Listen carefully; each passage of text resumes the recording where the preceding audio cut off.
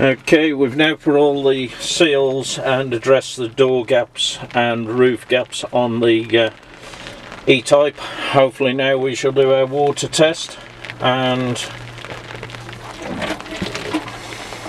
go from there.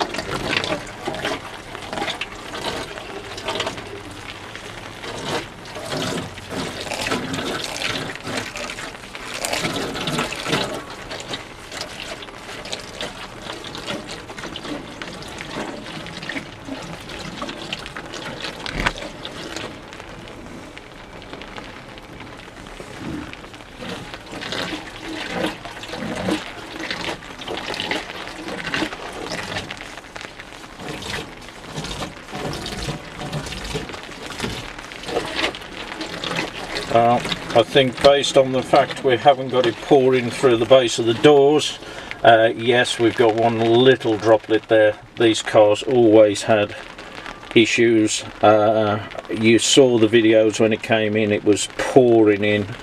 Both sill steps are dry, round the apertures are dry. I'm going to say, yeah, one little droplet.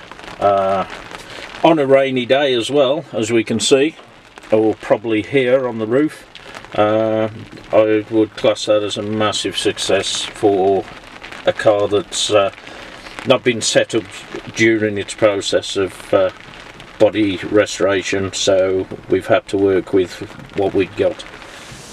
Right, we're now ready to load this on the transporter to send it back to its rightful owner. Just to clarify, you hopefully have seen the final stage of the video to show that basically she repelled the water, and compared to how it leaks in the first video. Just a quick recap on what we've done. As was demonstrated with the door panels off, we've put the plastic membrane inside the door itself so that allows the water to go to the drain channels, and yes, we've put one on the outside of the skin as well, but at least we've got the internal one, which was shown what was needed on the first clip. Replacement of all new rubbers. S&G's rubbers, I have to say, are a nice fit to the car. They still need a bit of work depending on each model. You know, at the end of the day, you expect that. And we've had to do some adjustments to the roof rail, because that again should have been done before the roof was basically put on the tonneau fabric. But we've done what we can there, and she passed the water test. So that was a quick recap on what we've done, and hopefully you enjoyed it. You can follow us at www.cbrclassicrestorations.co.uk. Thank you.